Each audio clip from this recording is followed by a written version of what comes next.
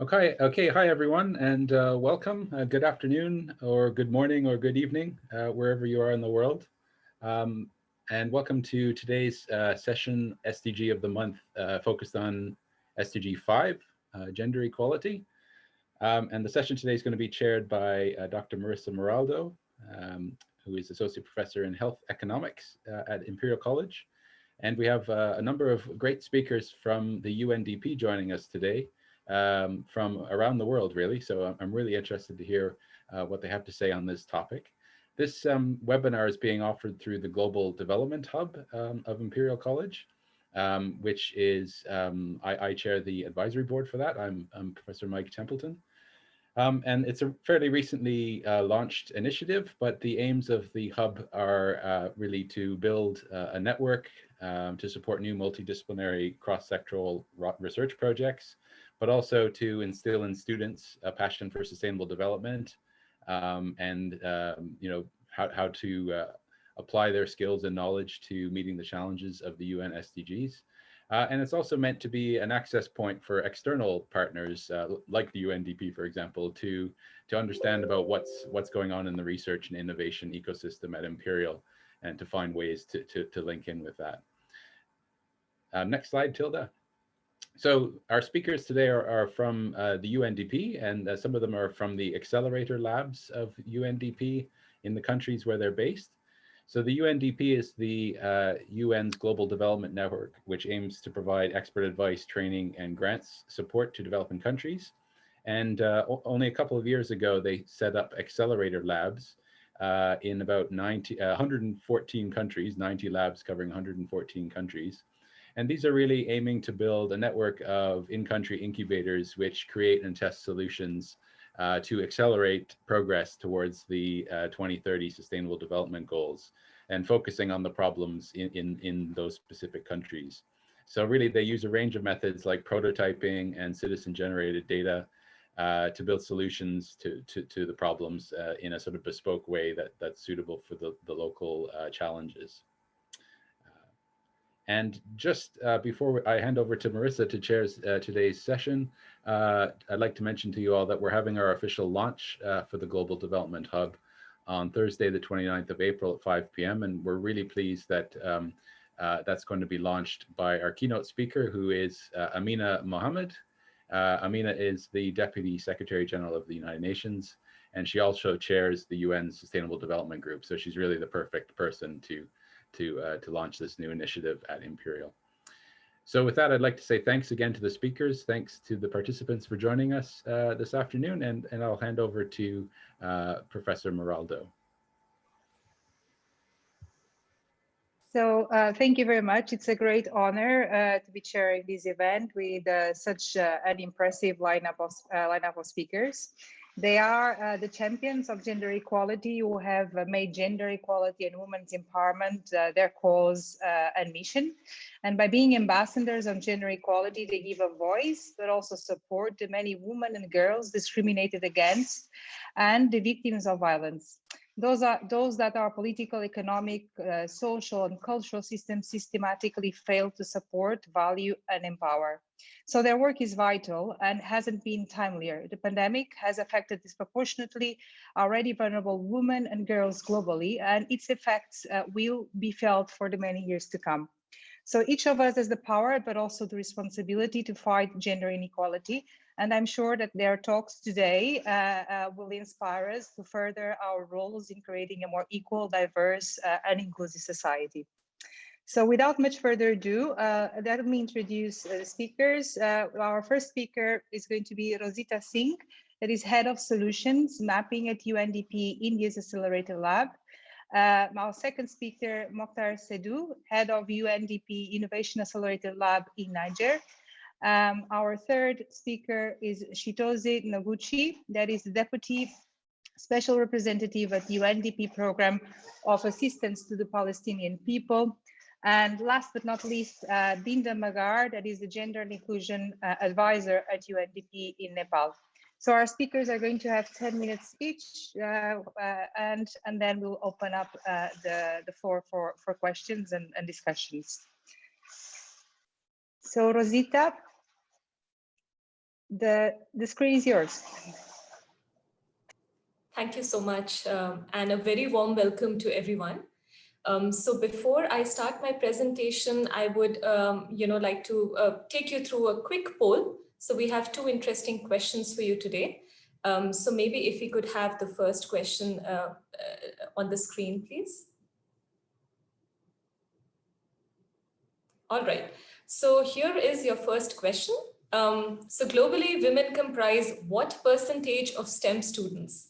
Is it A, 15%, B, 25%, C, 35%, or is it D, 48%? So let's give some time for the polls to come in.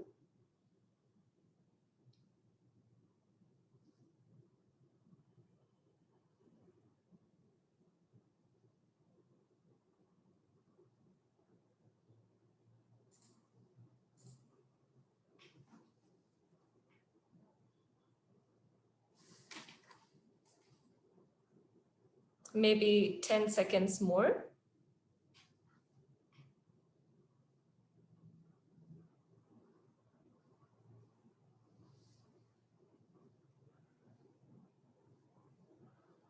And let's end the poll and see the results. Okay, interesting. So the correct answer is 35%. So globally, women make up 35% of STEM students, and only 29.3% of those working in scientific R&D. Can we have the second question, please?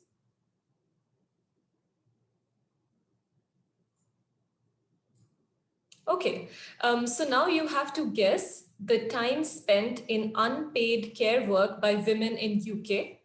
And the options are in terms of minutes per day. So is it A, 90 minutes per day? Is it B, 155 minutes per day? Is it C, 200 minutes? Or is it D, 249 minutes? So let's give 20 seconds and let's see the results in 20 seconds. Take a guess. Let's see how close you get to the answer.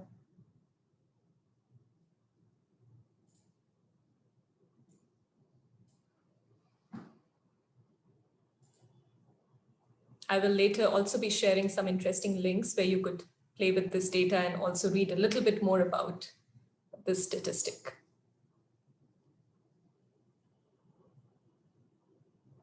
Okay, maybe let's close the poll and see the results. Okay, close. So 41% of you are saying 200 minutes, and then 30% of you are saying 249 minutes. Yes, the 30% folks are right. The correct answer is 249 minutes. And this is actually close to the global average of 4 hours, 22 minutes. And if you compare this with men, men spend 140 minutes per day. For India, interestingly, the statistic is 351 minutes for women and 52 minutes, only 52 minutes for men. Another stat for you, not a poll, we don't have time for that, but also interesting to look at this study. I think the data is from August 2020, where we are looking at the Fortune Global list. So, only 13 women, or 2.6%, were the CEOs of Fortune Global 500 companies. And diversity in terms of race was next to zero. So very interesting statistics there. I think let's go to the presentation now.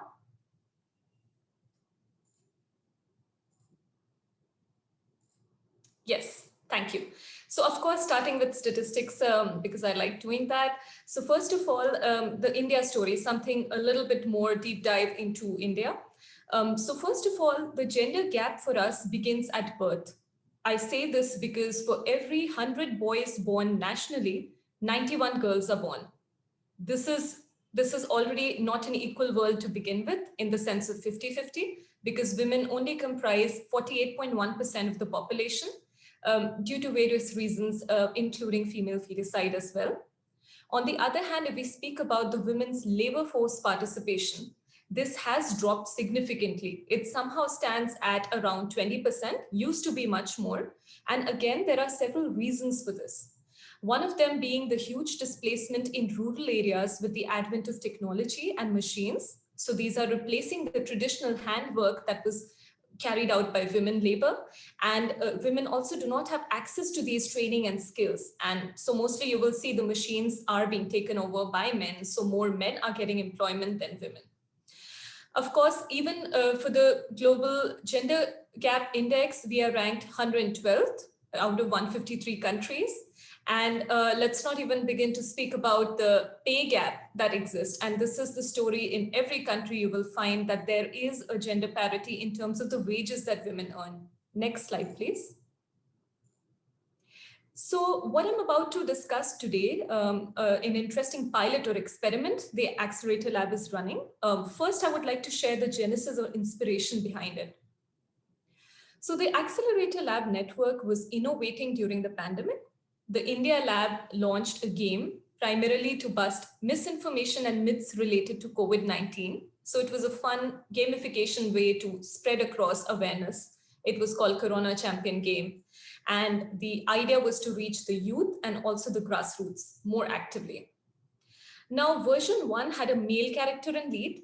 And then sometime as the pandemic proceeded, we came up with a version 2 of the game with a female character and lead. We did this because by then there was an overwhelming amount of data and reports coming in, which said that the pandemic was disproportionately affecting the women.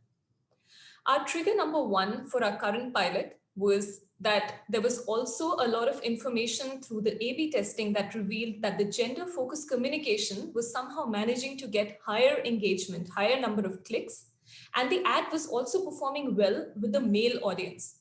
So this was our trigger, and trigger number 2 was there was also early evidence and work done by Accelerator Labs in Lebanon, where they were running a social media campaign challenging the unequal share of work between men and women. Later, Accelerator Lab Jordan also initiated a similar campaign. So there was this healthy exchange of information. Next slide, please.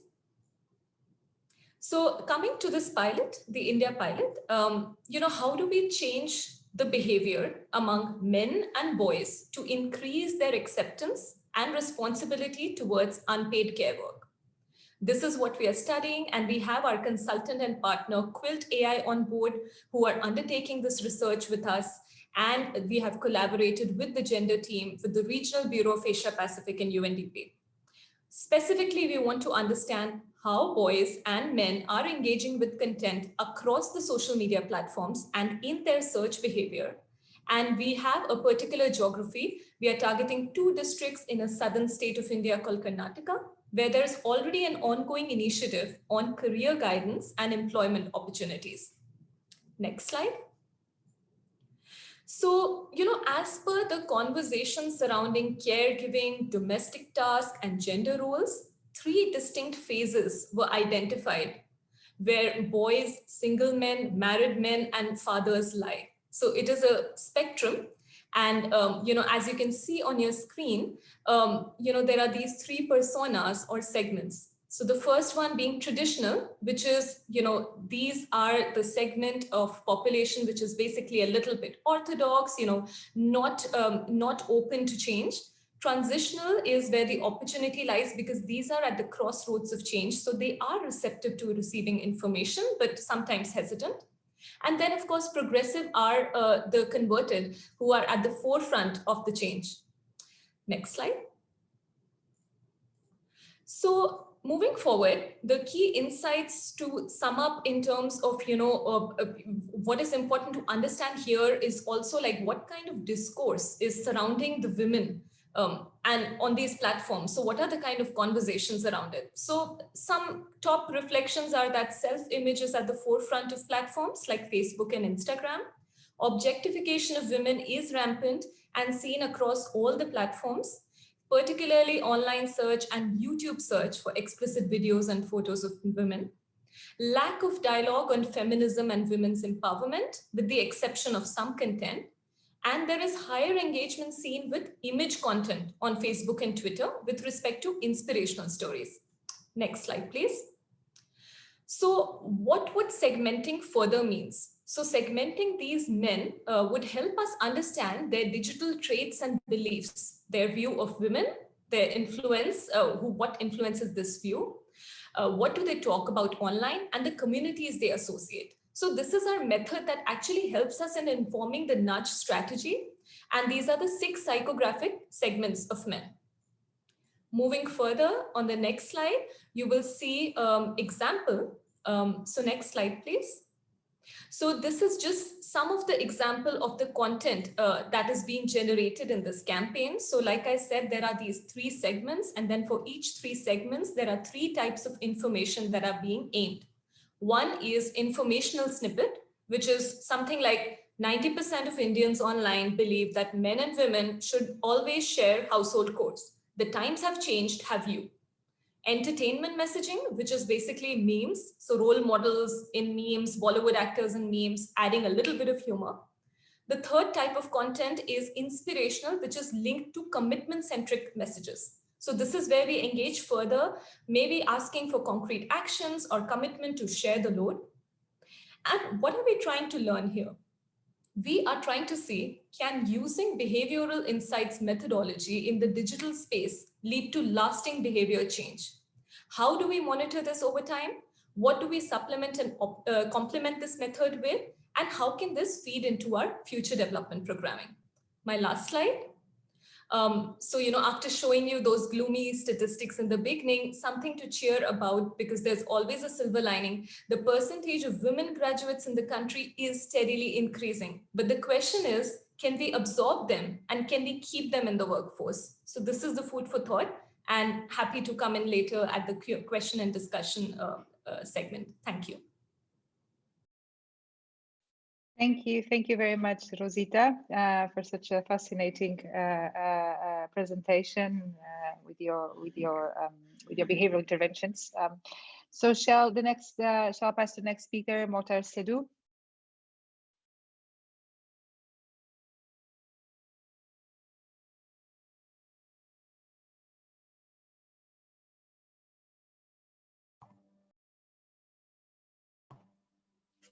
Hello, thank you so much. So can you share the screen, please, the presentation?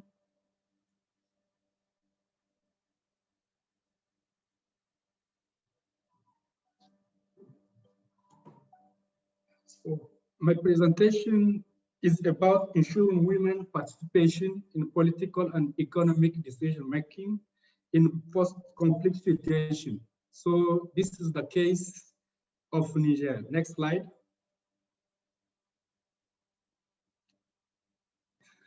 So the context of my presentation is that in partnership with UN Women and other organizations, UNDP launched a global online consultation aiming to collect stories of women leaders involved in reconstruction of their communities after a conflict.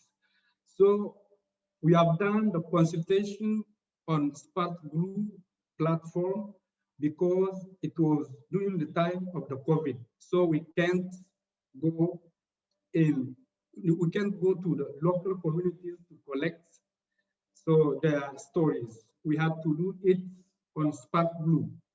And this also has been very challenging because, as you may know, we may be one of the least developed country in the world. So we have many challenges in terms of internet connections, but also in terms of communications.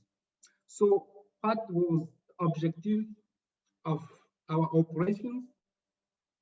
So the objectives are to identify and collect stories from women across Niger who played an economic or political role in building back their communities after a conflict, and also to connect those women to global network. I already said the Spark Blue, and share their experiences. Next slide.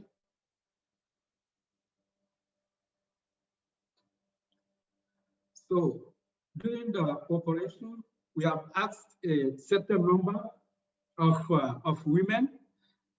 As I said, internet connection is a challenge, but also the literacy rate in Niger is very low. So what we have done was to create a WhatsApp group with women, and we chat with them. So we have a certain number of organizations here in Niger, in civil society communities that help us to identify women leaders who have worked on post-conflict operation. So here on the screen, we selected the best 4 testimony of women. So we are stories from 4 women here on the screen, and our consultation cover that 4 regions. So 4 regions of the countries. This is about 15%, exactly 15% of the regions of Niger. So the first one is, I read quickly the story. The first one is Galime Bukar. Galime Bukar is a very important figure of women of women engagement in post-conflict and peace building. She was especially active in building economic mechanism for women in post-conflict situation, using her notoriety and as also process of IE to make the system, so both traditional and institutional, take into account women's rights. So this woman is from Agadez. Agadez is the northern part of Niger. It is also the biggest region of Niger. And in 1990s, we had rebellion there, and Galime Bukar has been involved to find solution and also to work with women as a leader to get them implied in post-conflict situation resolution. So the second is about Alfari.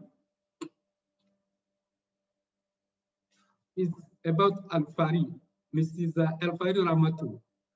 Alfari Ramatu works for a local NGO who has been particularly active at the beginning of COVID-19 crisis, leading capacitation and sensitization across the country. So for Alfari Ramatu, she essentially works on sensitization during the time of COVID. As you can imagine, in many countries and also in Niger, a certain number of population, a certain portion of the population doesn't believe about the COVID-19. And this is very dangerous, but because it will enable the spread of the disease. So Mrs. Ramatu worked with other women to sensitize the communities to where they are, to make them know that COVID-19 is true. The next one is Zara. Zara, the story, Zara, she's from Agadez. So she works on women association. And Zara also was engaged since the 1990s after the rebellion in the northern parts of Niger. She was working in engaging women, so to build her communities after the conflict. Because as I said, the northern parts of Niger, we had rebellion there, but also in the southeast in Difa, we have also Boko Haram insurgencies. So in the 1990s, since the 1990s, she's working on raising women awareness to build her community after the conflict. The last one is Fantawali.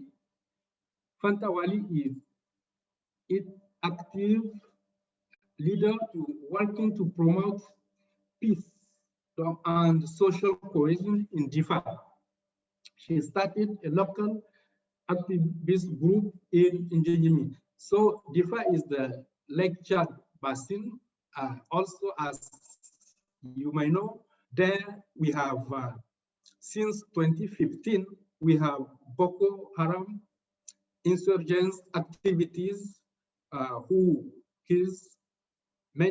have killed many people in the region, but also continue to do so.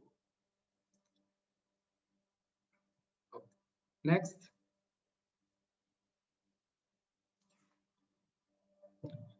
I tend to read, I'm coming.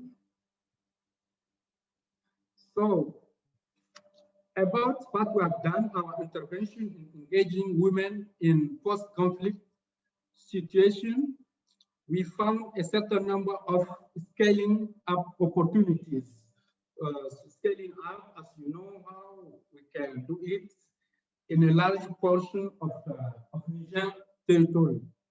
So involving for women in this very challenging context is already a success, because I already told you that we have very poor internet connection here. We also have a very high illiteracy rate in Niger, especially among women. So I think the literacy rate among women is less than 30% here in Niger. So the tasks have been very challenging for us.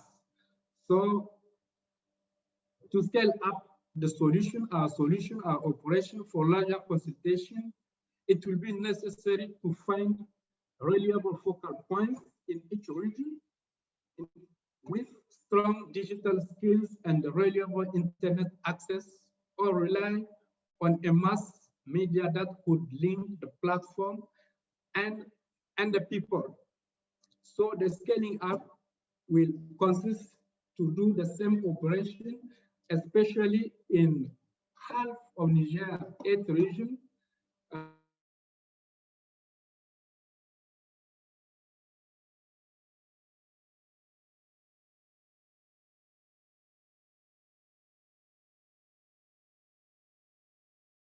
Hello.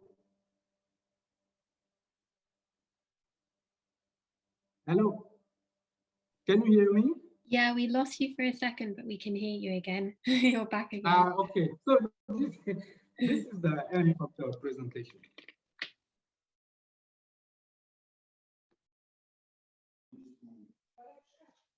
Thank you very much, Mokhtar. Again, yet another different approach to empower women, but also raise awareness through storytelling.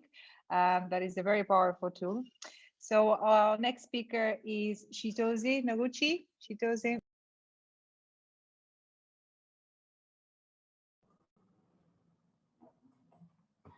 Hello, and thank you very much for inviting me to this panel discussion. I'm very happy to be here. My name is Chitoze Noguchi, and I'll be talking about Palestine. So if you could share the PowerPoint, thank you.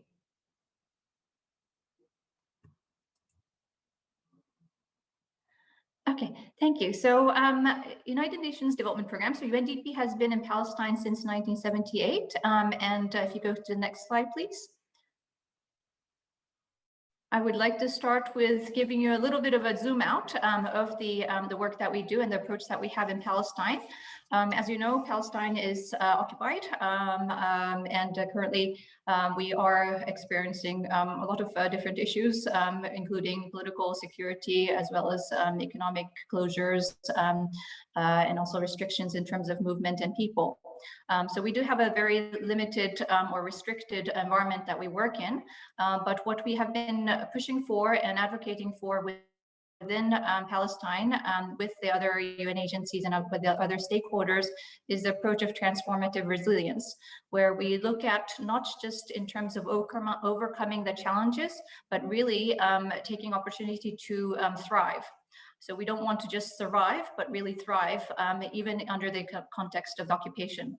So we have identified a couple of things that we think are key elements. One is local ownership and leadership.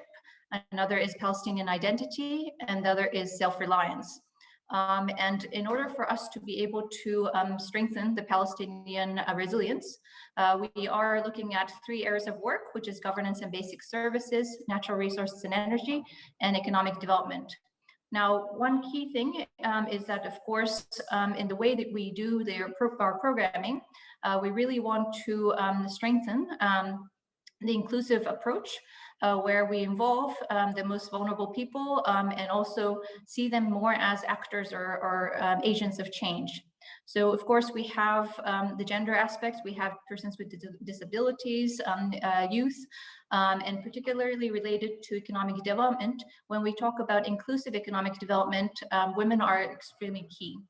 So within Palestine, in 2019, actually, it was quite stark in terms of the numbers, where we had youth unemployment, particularly in Gaza, of about 70%, and young women's unemployment rate went up to about 90%. So in that sense, this is a very key demographic aspect that we want to address, and we believe that addressing gender equality will help us to advance in terms of strengthening Palestinian resilience. If you could go to the next slide, please. I think Rosita, our first speaker, spoke about unpaid care work, and as you might know, unpaid care work involves caring for children, elderly and sick individuals, washing, cooking, shopping, cleaning, and other chores. So we knew that with the COVID crisis, that the unpaid care work was increasing amongst women, and we wanted to do a quick flash survey of just 288 people, women, and just to let you know, this is not statistically significant, nor is it supposed to be a statistical analysis. It's just a flash survey that we did to gain insights into some of the challenges that are faced by women in Palestine during the COVID. So we found that 37% of them said that they increased unpaid care work. And I think in other surveys we've actually seen more, up to 66% of women experiencing more workload at home. And the number one reason was usually childcare. We also found that 25% of the respondents lost their jobs because of the extra burden at home. So although perhaps the businesses were continuing despite COVID, they weren't able to continue their jobs or continue to be employed because of the extra burden that they experienced at home. Now, the two figures at the bottom, 63% and 24%, are quite interesting. If you look at 63% of working spouses contributed more to household work or unpaid care work, versus 39% non-working spouses contributed. It's quite interesting because you would sort of think intuitively that if you have non-working spouses, that would be expected to contribute more, but in fact, the numbers are opposite. So there were more people, more spouses who were working that contributed to unpaid care work. On the right side, we have 24% of spouses of working women contributing more. So this means that 24% versus 18% of the spouses of working women contributed, which means there could be two different things. One is that, of course, with working women, the husbands or partners would think that they need to support more, so they would do that. Or perhaps there is some also aspect of negotiating power where working women might demand more support from their spouses.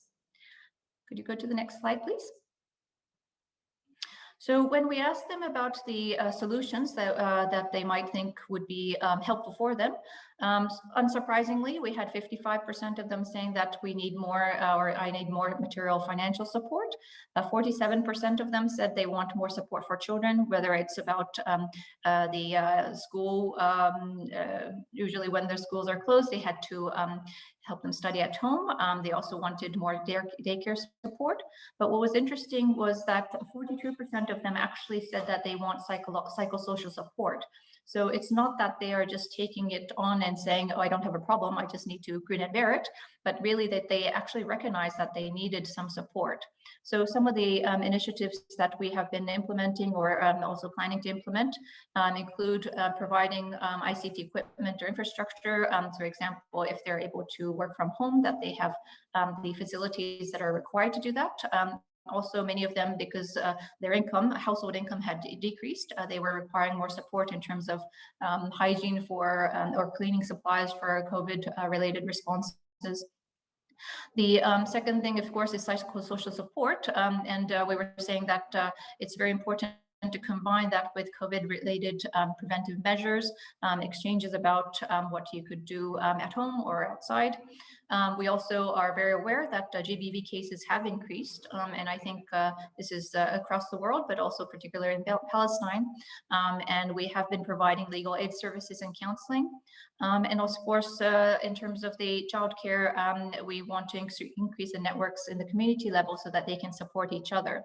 And this goes to the point that I meant about the self-reliance aspect, that it's not just the household level between the partners or spouses, but within the communities, within the regions or nationally, that we need to make sure that they have a support network. And I think one thing that that didn't come out, which we want to explore further in the focus group discussions, is the fact that it doesn't fundamentally address the key issues, which is about the gender roles and the household dynamics. If you could go to the next slide. Thank you. So I wanted to end with a few positive notes. Although we have, in terms of the COVID crisis, 95% of the businesses, women-owned businesses being impacted, and 73% of them would not be able to sustain them between 1 to 4 months. We do have opportunities because the digital economy has taken off. And we have in Palestine, as UNDP, been working on 2 fronts. One is eWorks, which is basically work access through electronic platforms. So we would have people who are particularly also in the context of Palestine, that many, especially in Gaza, are not able to move. We are in a open prison, as they say. And so they would be able to access through the internet jobs that were in the region or Arab-speaking countries or globally, where they could provide services, whether it's healthcare services, legal services. They can also do design of architectural pieces. So in that sense, there's a lot of, and also social media, marketing. So there's a lot of services that could be provided through the e-platforms. Also, in terms of e-commerce, this is taking off quite significantly throughout the world with COVID lockdowns. And these opportunities are actually about really building on the skills and the expanding the skills of the women. It also, by default, working from home allows women to have more flexibility at home in terms of the time that they need to spend with their children or cooking or other chores. Also, that creates more of an access to that they didn't have earlier. In terms of cultural barriers, in some cases, fathers or brothers would not allow them to go to a work environment where they are in the same room with women. So in that sense, it actually also overcomes cultural barriers. So I won't be talking about maybe later on the start part on the e-commerce, but just to end on a positive note about on the picture on the right. These are 2 women who are female engineers, architectural engineers and civil engineer, who have been actually able to take advantage of the skills they acquired through the short-term jobs creation program we had, which was on supporting municipalities with GIS systems And with that, the resources that they had in terms of the income and also the confidence and the skills they developed and the networks they developed, they were able to set up a company during the past 6 months, actually during COVID, where they actually provide architectural design and services to families in Gaza who want to renovate their homes or who want to do landscaping for their gardening, and also link them to the crafts developers and to be able to sell that online and in their store. So there are success stories where female stereotypes about women not being able to become engineers or own businesses, successful businesses, they have been breaking these barriers. Thank you. Thank you very much, Chitose. It's really fascinating how a pandemic can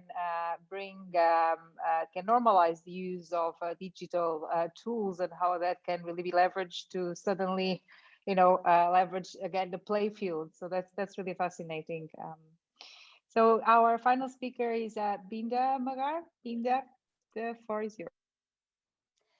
Thank you, Dr. Marisa, and thank you, Imperial College London, for making UNDP Nepal part of the Global Development Hub and also the SDG of Month Services series on gender equality. Thank you so much for having me in this program. Just to share, before I start my screen and also the presentation, I would like to share with you all that Nepal is a very diverse country with different languages spoken, which we have 123 languages which is spoken in Nepal and 125 caste ethnic groups. Nepal has also adopted a new constitution in 2015, as you may have read or seen in the news, and also the constitution ensures the rights of women, gender and sexual minorities, persons with disabilities, also the so-called untouchables in Nepal, etc. I wanted to check whether my slides are visible, Dr. Marisa? Yes. That's all okay, perfect. Thank good. you. So I was just looking at giving a little bit of context after hearing all the three wonderful presentations from different countries. I will start with the context of Nepal, that UNDP Nepal, we implement programs and our programming based on the Constitution of Nepal 2015 and also the priorities identified by the government of Nepal, including the 15th Development Plan. There are a few contexts which is very crucial for our work in Nepal is basically the national goal to graduate from LDC by 2022, and also various international instruments including BPFA and other international instruments which Nepal had ratified. Also, just to share that government development partners and donors are also committed for inclusion and gender equality in Nepal. So these are a little bit of context. Just to share the core programming principles of UNDP Nepal. Nepal is basically leave no one behind, which is a major principle of the Sustainable Development Goal, human rights, gender equality, and women's empowerment and inclusion, sustainability and resilience, and accountability and transparency. So the core of our programming principles includes these four aspects. UNDP works under the basis of the country program document, and for Nepal, we have three major outcomes, which focuses on sustainable economic growth, democratic governance and rule of law, resilience, disaster risk reduction, and climate change. And in all three outcomes of this CPD, gender equality, women's empowerment, and social inclusion and environmental sustainability are a major core component of our development work. With that background, just to really give a glimpse of one or two of the outcome areas on fostering inclusive economic growth, just to share with you that in terms of our priority groups, when we are focusing to the most vulnerable and marginalized communities. Then about like 5,000 women farmers who were supported in this is the data of 2019, that 40% are women who receive direct tools and technical support. In the same way, supporting micro entrepreneurs is a major program of UNDP. We have been implementing this program since 2 decades, and in 2019 only we were able to create 20,000 women 20,000 micro entrepreneurs, and out of which 70% of them are women and other vulnerable groups. On the promoting democratic governance, just to share with you all that I would like to touch only one component of this is supporting government of Nepal in formulation of integrated legal aid policy. So it's basically like one is, of course, looking at the representation of women in decision-making positions, and which we saw in 2017 elections that more than 41% of women are represented in the local government. At the same time, UNDP also worked with the government of Nepal in terms of coming up with the integrated legal aid policy. As I was listening to previous speakers also, that gender-based violence is a major concern in South Asian regions here in Nepal and also in Nepal. Hence, to support the women and most vulnerable groups, the government has come up with the integrated legal aid policy. This includes the free legal aid services and to the victim and survivors of the domestic violence, and also to conflict-related sexual violence cases. So this is one of the major achievements I would like to say, share with you all. On specifically on gender equality and social inclusion, there were a number of policies, strategies on promoting gender equality and social inclusion in Nepal.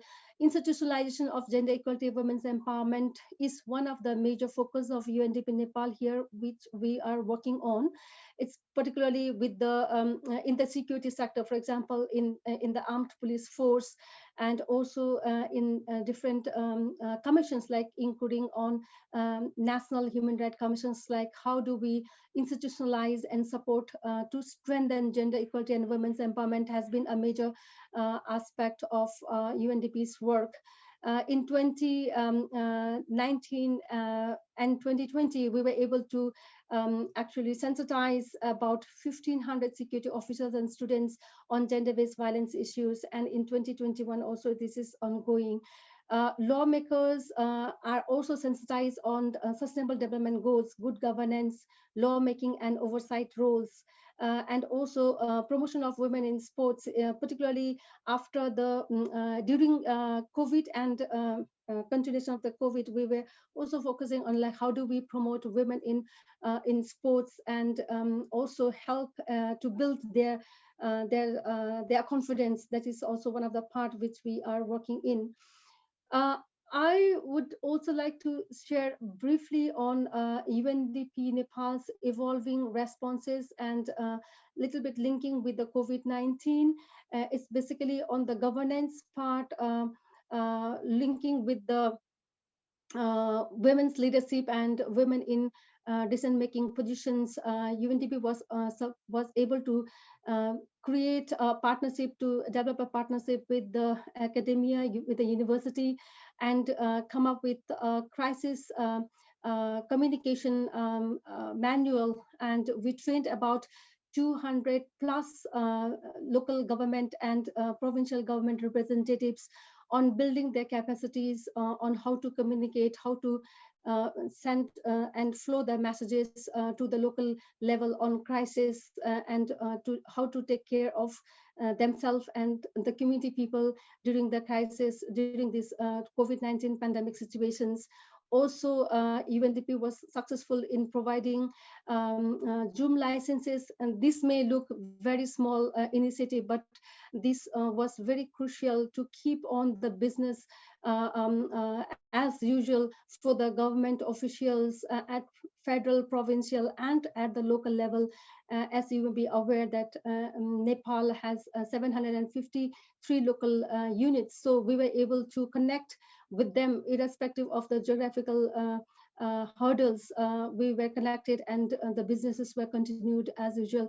And this helped, this technology also helped to connect the judicial committee members who are particularly led by the women deputy mayors to handle the cases of gender-based violence and other issues related to women's empowerment. On the green economy, we were also able to support the vulnerable women and other marginalized groups to create short-term and short-term livelihood opportunities during the crisis. On the digital transformation, this is one part where ACLab was really active, and we were able to launch a delivery robot and also launch a human rights app at the local levels, and also worked on the smart palikas.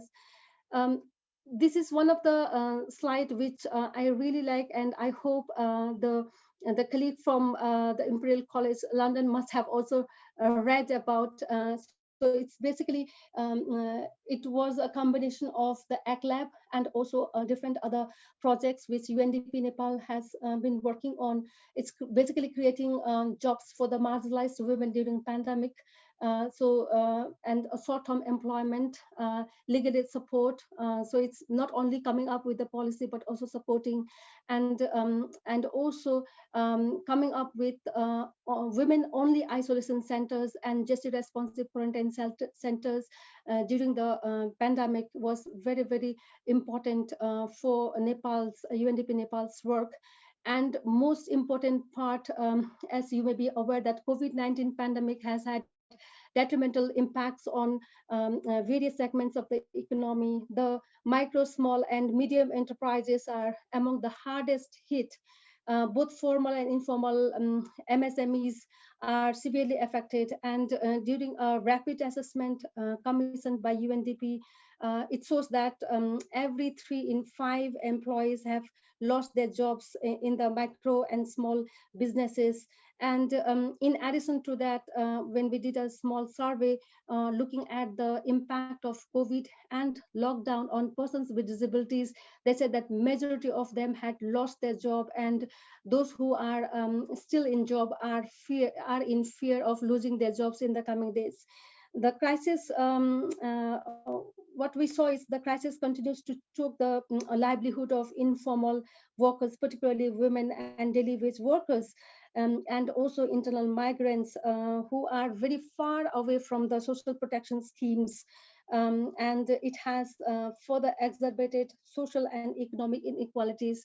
So UNDP Nepal, in partnership with UN Women, ILO, and RC Office, we came up with a concept of piloting temporary basic income for women in Nepal. And this is considering the need for urgent relief to the poor and vulnerable women. And UNDP had now planned to reach out to 2,200 women. This piloting is yet to start. We are about to start now.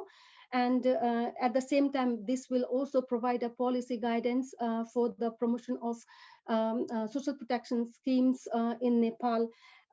So this is one of the major part which we learned during the pandemic, and we hope to be able to support more women and vulnerable groups during this time period.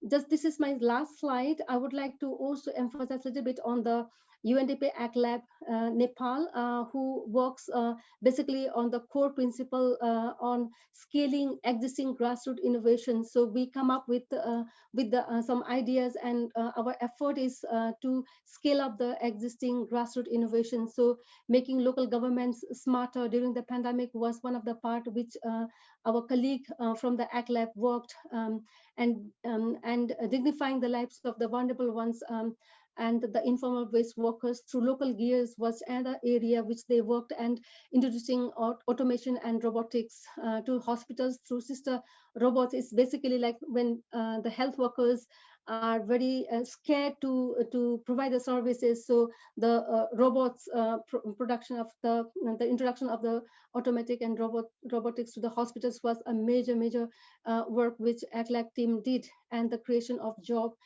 is and right now the colleagues are also looking at exploring on other ways, other work on to work and to address the challenges which we are facing during this pandemic period, and also to reduce inequality and gender inequality and social inequality in Nepal.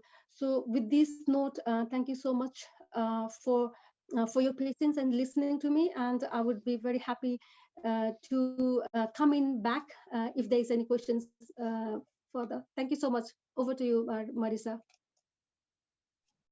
So thank you very much to all our speakers. We have some questions from the audience, but before we go into that, would like to ask each of you, what are the greatest challenges that your Accelerator Lab has encountered in the field? I don't know who wants to go first. Rosita? Yes. Thanks for that question. And it was really nice actually to see all the presentations, such rich and diverse thoughts, but also a common thread, I think, on the topic. So in terms of the challenges, many, I would say. So to begin with, at the Accelerator Lab network, we kind of speak about the scaling strategy, which is of 3 types. So not talking typically about the scaling out, which is more about greater numbers. But in this case, in terms of gender equality, the challenge is in terms of scaling deep into the culture and scaling up, which is with respect to policies. So, culturally speaking, behavioral change doesn't come easy. Even with the pilot that we are running, we at the most would be able to measure the intent to change, but the real behavioral change itself is kind of like a full circle, takes time, needs to be supplemented with lots of resources and methods. So I think in this space specifically, the challenge for us is to what next, right? What happens after the pilot? And also what all needs to be also included in the methods. So I think this is where I think the academic research innovation space also meets, which is very exciting.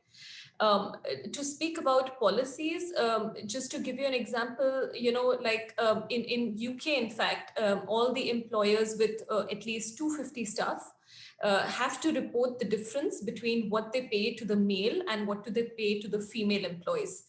This itself is such a good step to have that knowledge itself and putting that kind of pressure on the corporates or on the organizations, because what gets measured gets managed. So now we know that, in 9 out of 17 sectors, men are earning 10% more on an average than women. So this is just a figure for UK, but imagine that for India and other developing countries, this gap is really huge.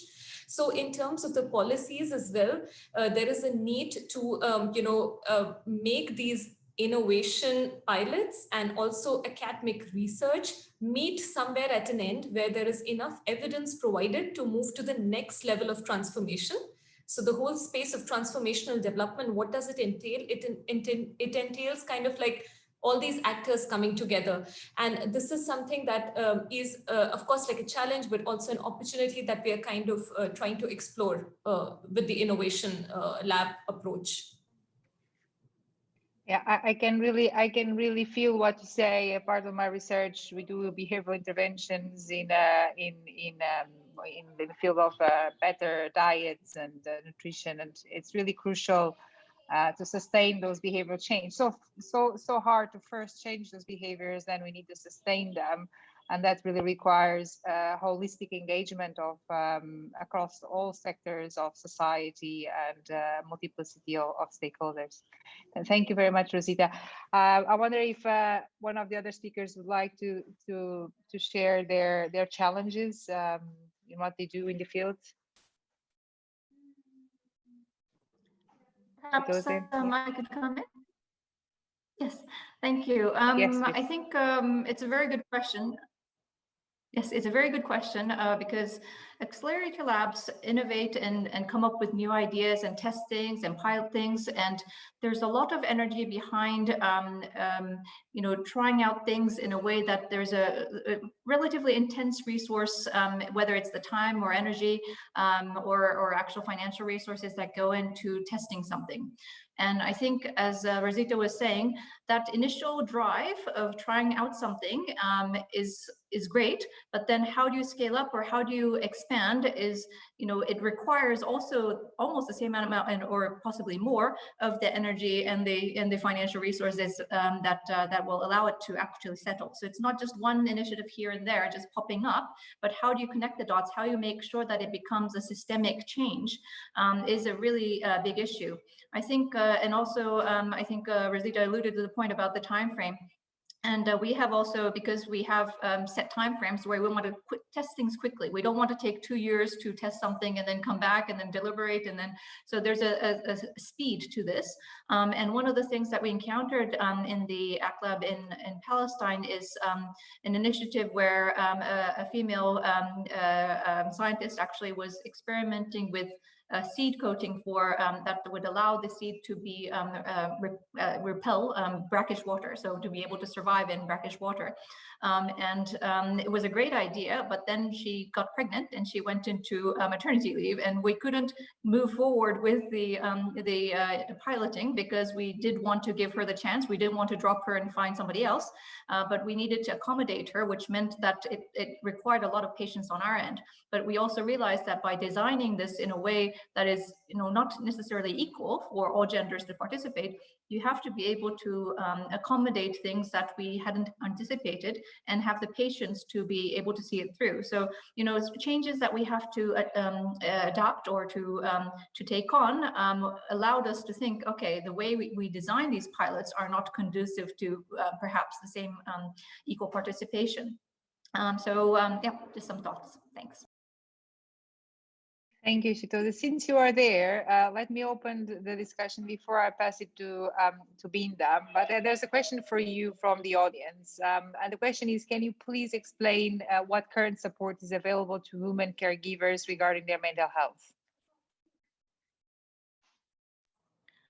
Thank you. I think in terms of mental health, we work in different areas, and it's not just UNDP. We work also with UNICEF and UN Women, and we have been providing psychosocial support to not just female businesswomen, but businesswomen or female-owned businesses, but also in terms of students who want to continue their studies, who are experiencing mental health challenges, and also, you know, having children and still trying to take advantage of the scholarships that they were given to be able to continue their studies.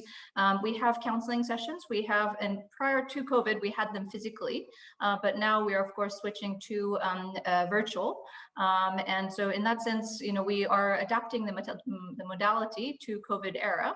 But I think one of the things that's more difficult is in terms of mental health with the increase in GBV situation, the challenges that we have in providing support and counseling that we were able to do through health centers or, you know, locations that women were used to going to. Now switching that to virtual is quite difficult because you would have the perpetrators or the people who are the abusers at home, and the women won't be able to make phone calls or be online, and so there are challenges related to the constraints that we're now facing under COVID. So we are doing our best, but I think we need to find more innovative ways of accessing the people who need our support.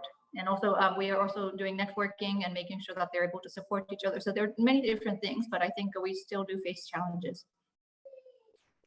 Thank you very much. Binda, just going back to the previous question, what are the key challenges that your lab faces in the field? Well, I think it would have been really, really good if lab colleague would have been here also in this discussion. But just to share from what I know, our ACT Lab team had faced is basically in 2020. I will focus on that. Due to COVID-19 pandemic, there was a restriction in the mobility and also it has hampered in the field observation, solution mapping, and stakeholder exploration and field experimentation. That is one part. Having said that, what I really also would like to acknowledge and also appreciate the work of AgLab team is like the one which they started with the like 40,000 marks preparations, supporting women for the short-term livelihood support. Those kind of initiatives are now being taken forward, and that intervention is being scaled up, I will say. And right now we are implementing in more than 18 municipalities and supporting women and marginalized groups to create a small like short-term employment for them. In addition to that, the smart palikas which they initiated in 2020 itself, it has really helped, and the same pilot is being we are now in a process to roll out in other palikas. So it's basically like the challenge is like these are good examples. The challenge is like if we are not able to link with the larger programmatic aspect of the UNDP program, then it will die. So it is very important that we don't keep AgLab team, meaning Acceleration Lab team members away from the main program of the UNDP. We have to keep them intact and gel in. If we are not able to do that, then the small pilots, the explorations, the experimentations which they will do will not be sustained. So this is also like we learned through this like 2 years of our like engagement with the team. It is very important that we really build in our the program DNA and take it forward together and work together. So this is how I see in terms of the AgLab Nepal here, Dr. Marisa. Thank you. So thank you very much. So just following also on something that Chitose said on how eager the labs are to be inclusive of everybody locally. There's a question for you from the audience, Binda, that is, with all the different facets of Nepal, including 100+ different languages, how do you notify people about microfinance, promoting grassroots innovations and other initiatives? Very good questions. Like this is one of the challenge also, like to reach out to the larger audience and also to cater services. And you will be surprised to know that many of them, they will not even know Nepali language, which many of us speaks. And we can just say that they will just don't know about like English language at all. So it is very important to reach out to in their own languages, and also give them sensitize and orient them on different aspects, on the financial aspects, on about their rights. So it is important. So our strategy to reach out is like to develop the materials, the IC materials in the local languages. We don't use the word local language. It's basically the different national languages, so that they understand. We also make sure that the documents which we prepare most of the time to make it more accessible to all the individuals, meaning including the persons with disabilities. So we make sure that there is a sign language interpretation kept if there is any discussions going on, or any materials, any sensitization workshop, or the information is being disseminated. So it's basically to reach out to them. And the second part is basically to not only focus on the literate people, because there are illiterate people also who are in the informal sector and who would like to be like working in or to get involved in the entrepreneurship. So there are different strategies which we have been applying, Dr. Marisa. Yeah. So thank you very much. I'd like then to launch this very interesting question by one engineering in the audience. That is, are there ways in which technological innovations might be able to reduce gender inequalities in your specific areas of action? For example, healthcare, sanitation, digital infrastructure, and which of these would you say are most important, urgent in your local geographies? This is for, I think it's not a directed question, so that's for any of you, I think. I will just attempt to give a few examples here. So definitely a very interesting question there. it is a double-edged sword, right? Because I do see another question just below that, which is asking about the inequality in terms of digital gap.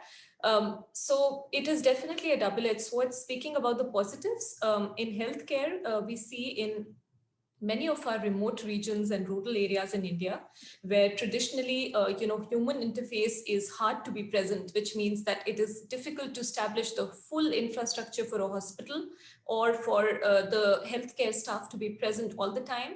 Telemedicine is coming up in a big way. Also because mobile phone and internet, connectivity is actually increasing day by day, and this is cut across rural and urban areas. There are kind of kiosks and there are initiatives being launched where, the person does not need to now, travel long and heavy distances, and they can get access to the primary care or secondary care in their village itself. This is one example from healthcare. Another interesting example, which is also a little bit speaking about the digital divide, is in the education sector. So during the pandemic, we saw that education shifted online, schools were closed.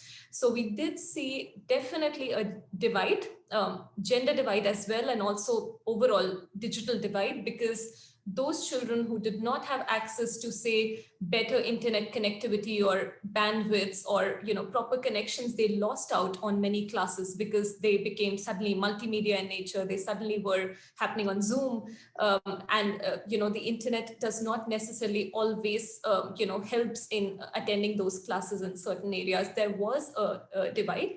But again, the silver lining here is innovation. There was a teacher in India who actually won the Global Teaching Prize, the annual Global Teaching Prize, where basically he innovated in terms of building in small QR code stickers in the textbooks.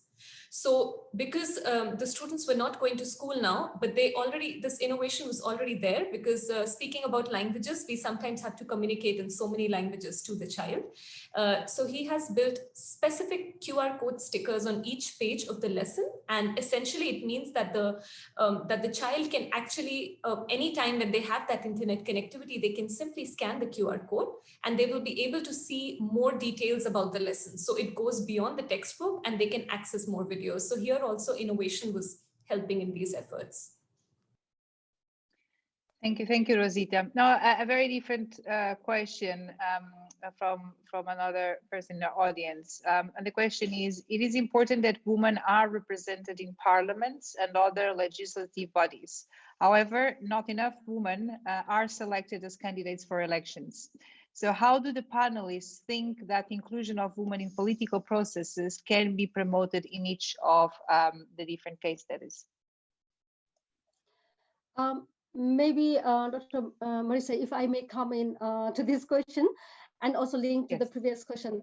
So basically, definitely, I was just referring in Nepal in 2008 election when we had, then it was like at the Constituent Assembly level, we have more than 33% of representations.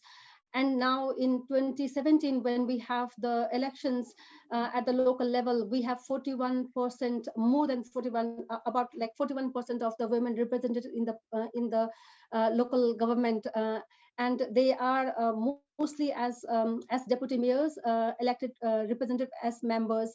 So it's basically like it is important to have the representation of women in the legislative bodies at different level, at federal, province, and also at the local level. That is very important. But in terms of like how do we promote, one is like definitely having a very sensitive, gender sensitive, I will say, and inclusion sensitive also in case of South Asia and particularly in Nepal, because only having women will not enough. Then intersection among the women is also, to look at that angle is also very important. And we can proudly say now that it is very good representation. And secondly, like in the whole processes, it's not only as at the end results, like who are in the positions, but whether they get seats to contest the election or not, that is also very important. So we see at the at all three levels, like as a voter, as a candidate, and as elected leaders. So these are the three stages where we see, and we have been working very closely with the election commissions and with the civil society, potential women leaders, and also with the political parties. So this is these are some of the steps which I think it's important to look at. Linking with very briefly in half a minute, I would also like to contribute on the digital aspect, that when I was referring to the smart palikas, then how it linked. So it is basically like smart palika help to collect the data of the municipality at the local level at different levels. And so having data and also having disaggregated data is very helpful to plan and to budget for the program for the local level. And it also helped to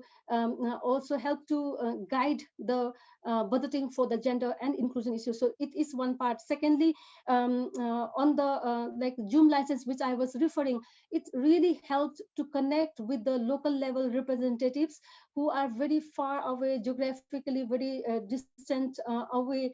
So to connect, and many of them had not even opened their email accounts. So it has really helped during the COVID time, which Rojita was referring, like online classes, online systems. So business continuity is one of the part which we saw. And how does it reduce gender inequality? Early on, women elected leaders, they have not even like touched the laptops or computers. Now, due to COVID, because they have to continue their businesses, now they are empowered. They were taught, they were sensitized, and they were given the lessons on how to take care of that. And now they are literate on the use of technology, and we are frequently in contact with them in the Zoom meetings and other online platforms. So this is how I see the digital platform and technology has really helped to reduce gender inequality to some extent. Dr. Marisa, over.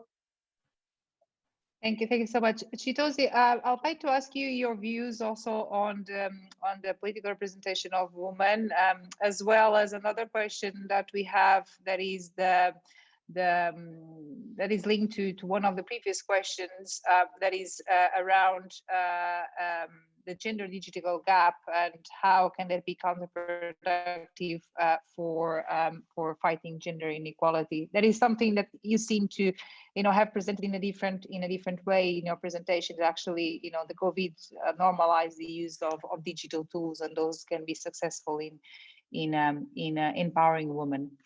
So over to you.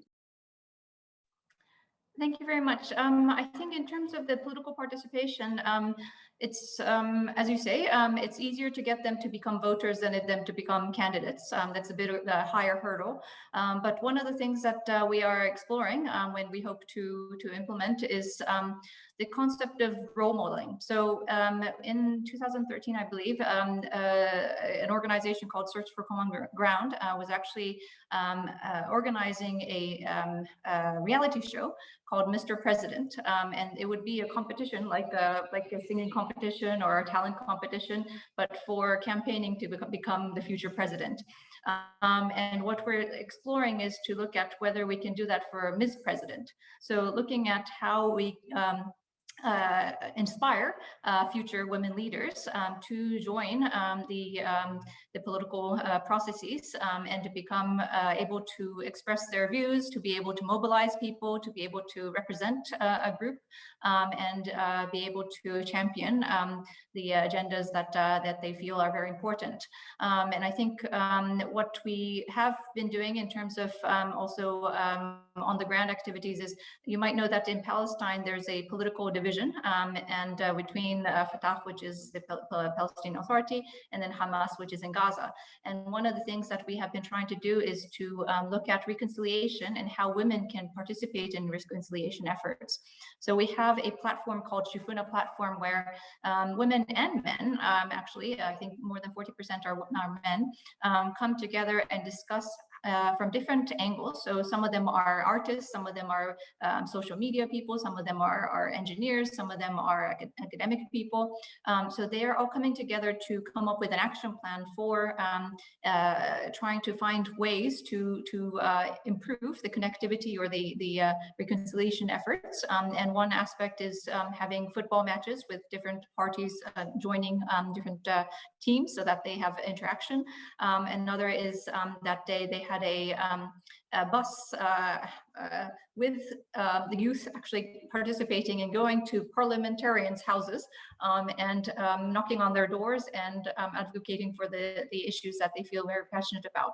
So there are several different initiatives going on, but I think what's important is to get people interested, first of all, get the women interested, get them to be much more, I guess, reduce the barriers of their participation more than anything, and the stereotypes that that already exist in society. On the digital divide, yes, I think maybe we are in a little bit of a different situation where, for example, we do have internet access. We don't have a lot of, villages that don't have, except for Bedouin communities. And so perhaps the issue is a little bit less stark compared to India or to Nepal. But in terms of digital divide, we do think it's a challenge, but at the same time, I think digitalization actually does open opportunities in the sense that instead of women being discriminated in a work environment, the digital platform actually equalizes in the sense that they're not, if you provide the services, if the services are good quality, if they like the product, or if they like the architectural design, or if they like the social media campaign, which is bringing in more and more customers, then that's what is valued more than how they look or how they dress or how they behave or how they interact. And so I think, yes, there is a digital divide, but I think we need to be much more proactive on the positive side so that we can utilize those opportunities that are presented by digitalization. Thank you. Thank you very much. We don't have time for all the great questions. There are several questions that we will then share with all of you. I'd like to finish these by asking, and maybe this time around, Rosita, what are you most hopeful and optimistic about reducing gender inequalities if you have to look for the next 5 years? And then the second question I'd like to ask is, what can we as individuals do in our daily lives to contribute to gender equality? So maybe Rosita, would you like to kick off? Yeah, sure. Great questions there. So in terms of like my hope is definitely the potential gives me the hope. So even when I read facts like, like increasing the women participation in our country by just 10 percentage points can add $770 billion to India's GDP. This is a big deal, right? Because it is clear, right? Like if we are removing the barriers of women to workforce and their participation, we are not only gaining economically, of course, the GDP factor is a big factor, we also are gaining socially. So when there is more purchasing power, when there is a stronger economic role for women in families, we already see the difference in terms of their increased social standing, and this then reduces their overall vulnerabilities, right? And these are socio-culturally deep-seated. So this kind of potential, when you look at that, is huge. And that also, I think, keeps us going, right? All of us here passionate on SDG 5, this is what keeps us going. And individually, definitely there is such a big role to play because, sometimes here we are talking about huge initiatives by huge organizations, but it could feel to some of the people in audience, like what can I do or what can I do as an individual? Well, a lot. And some reflection there is in terms of changing the discourse. So we need to reflect at our messaging, at our conversations in everyday life. Each one of us is guilty here of, having certain thoughts that have crossed our mind, and we have sometimes either heard it from other colleagues or other family members in society, or we have even spoken these things. So things like, when is she going to settle down? Is it not time to start your family? This is not a girl or women's job. And the classic one, how do you balance work and family, which is always asked to women somehow, which is really annoying. And then, oh, look, she's leaving the workplace early. And early definitely means on time and being efficient, because we have to handle so many other domestic, burdens. So I think these everyday messaging, we need to relook. We need to question ourselves, question our friends and family, and change the conversation. This is something that we can start doing right now.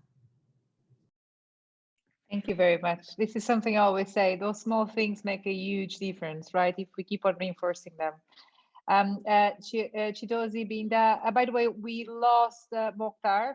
His connection was not good. That's why I haven't called him, not because I'm trying to discriminate against men.